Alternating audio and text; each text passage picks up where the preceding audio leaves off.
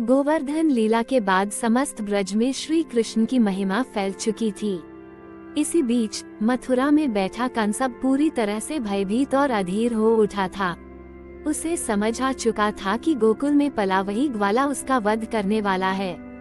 उसने एक चाल चली, अपने सबसे विश्वास पात्र और धर्मात्मा मंत्री अक्रूर को बुलाया और कहा, हे अक्रूर, तुम शीघ्र ही गोकुल जाओ और मेरे लिए श्री कृष्ण और बलराम को मथुरा बुला लाओ।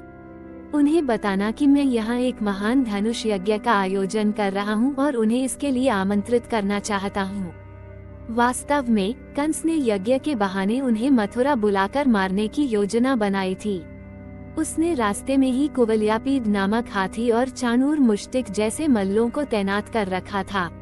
अक्रूर जी गोकुल पहुँचे और नंद बाबा को कंस का संदेश सुनाया। यशोदा मैया और सभी गोपियों का हृदय विदीर्ण हो गया। उनसे अपने प्राणों के समान प्रिय कान्हा और बलराम को विदा करना असंभव लग रहा था। समस्त ब्रज शोक में डूब गया। विदाई का दृश्य अत्यंत मार्मिक था। गोपियों की आंखों से आंसुओं की धारा बह निकली। अक्रूर जी श्री कृष्ण और बलराम को रथ में बैठाकर मथुरा की ओर चले। रास्ते में यमुना नदी के तट पर जब अक्रूर जी स्नान करने उतरे, तब श्री कृष्ण ने अपनी लीला रची। जैसे ही अक्रूर जी ने जल में डुबकी लगाई, उन्होंने देखा कि श्री कृष्ण जल के भीतर विराजमान हैं और उनके साथ ही सभी देवी देवता उपस्थित हैं। उन्होंने भगवान के साक्षात विराट स्वरूप के दर्शन किए। ये देखकर अक्रूर जी की आंखों से आनंद के आंसू बह निकले। उन्हें समझ आ गया कि श्री कृष्ण स्वयं भगवान विष्णु के अवतार हैं और कंस का अंत निश्चित है। जैसे ही श्री कृष्ण और बलराम का रथ मथुरा में प्रवेश करा, मथुरावासी उनके दर्शनों के लिए उमड़ पड़े। सड़कों पर इतनी भीड़ थी कि रथ आगे बढ़ना दूभर हो गया। लोग छतों पर चढ़कर, खिड़कियों से झांककर उन दिव्य बालकों को देख रहे थे। उनकी मनमोहक छवि देखकर सभी मंत्रमुग्ध हो रहे थे। यज्ञ स्थल पर पहुंचकर कृष्ण और बलराम ने देखा कि वहां एक विशालकाय धनुष रखा हुआ है। यह इंद्र का दिव्य धनुष था, जिसे उठाना तो दूर, सामान्य मनुष्य तक छू नहीं सकता था।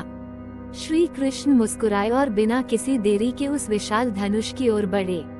उन्होंने उसे एक हाथ से उठा लिया, जैसे कोई खिलौना हो। भीड़ हैरानी से देख ही रही थी कि उन्होंने धनुष को मोड़ना शुरू किया और देखते ही देखते उसे इतना खींचा कि वह बीच से टूटकर चकनाचूर हो गया। धनुष के टूटने की आवाज से पूरा मैदान गूंज उठा। लोग आश्चर्यचकित रह गए और जय जयकार करने लगे। ये देखकर कंस का क्रोध 7वें आसमान पर पहुंच गया। उसने तुरंत अपने अत्यंत बलशाली मल्लों, चाणूर और मुष्टिक को आदेश दिया कि वे कृष्ण और बलराम से युद्ध करें। पहले बलराम ने मुष्टिक से भिड़ंत की। बलराम के एक ही प्रहार से मुष्टिक भूमि पर गिर पड़ा और उसके प्राण निकल गए। उधर श्री कृष्ण ने चाणूर के साथ युद्ध आरंभ किया। चाणूर ने कई घातक प्रहार किए, परंतु श्री कृष्ण उन सभी से सरलता से बचते गए। अंत में श्री कृष्ण ने एक ऐसा शक्तिशाली प्रहार किया कि चाणूर आकाश में उछला और जमीन पर आ गिरा, मृत्यु को प्राप्त हो गया। अपने सबसे विश्वस्त योद्धाओं को मरता देख कंस आपे से बाहर हो गया। वो अपने सिंहासन से उठ खड़ा हुआ और गर्जना करते हुए बोला, इन दोनों ग्वालों को तत्काल मार डालो। इस नगर से इन्हें बाहर निकालो। तब श्री कृष्ण ने शांत भाव से किंतु तेजी से कंस की ओर छलांग लगाई। उन्होंने कंस के लंबे बालों को पकड़कर उसे सिंहासन से नीचे खींच लिया और भूमि पर पटक दिया। कंस ने अपनी तलवार निकालनी चाही, परंतु श्री कृष्ण ने उस पर इतना जोरदार प्रहार किया कि उसके प्राण उड़ गए। अत्याचारी कंस का अंत हो गया।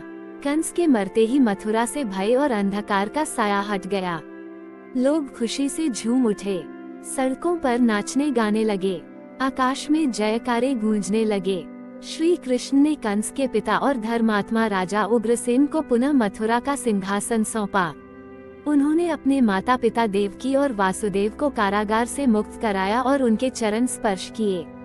उस रात पूरी मथुरा नगरी दीपों से जगमगा उठी। महलों और गलियों में फूलों की वर्षा हुई। सभी ने धर्म की विजय और अधर्म के अंत का उत्सव मनाया। इस प्रकार भगवान श्री कृष्ण ने अपने दिव्य अवतार का उद्देश्य पूरा किया। उन्होंने पृथ्वी को एक अत्याचारी से मुक्त कराया, धर्म की पुनः स्थापना की और भक्तों के हृदय में सदा के लिए अपना स्थान बना लिया। बोलिए वृंदावन बिहारी लाल की जय। श्री कृष्ण गोविंद हरे मुरारी, हे नाथ नारायण वासुदेवा।